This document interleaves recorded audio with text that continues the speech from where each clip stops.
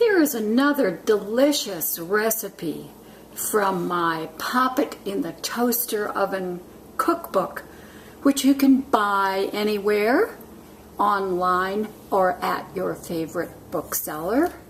And this recipe on page 93 is called Sesame Chicken Breasts, but in this case I had boneless, skinless chicken thighs, so that's what I'm going to use today. And there are the thighs, and I think probably the amount of meat here is about the same as 2 large chicken breasts. And so now let's go ahead and make the brushing mixture. Very simple and very good. 2 tablespoons of soy sauce, 2 tablespoons of sesame oil, 2 tablespoons of balsamic vinegar. That's 2.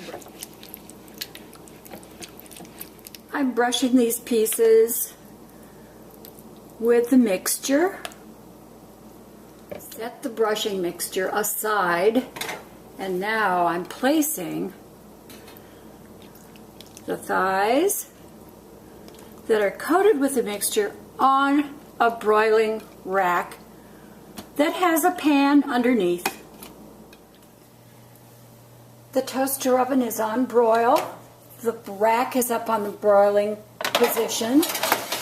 In go the thighs. I'm popping them in, and I'm going to set the timer for 15 minutes. That was 15 minutes in the broiler. I'm going to brush these pieces again with the brushing mixture. Each piece gets coated with sesame seeds.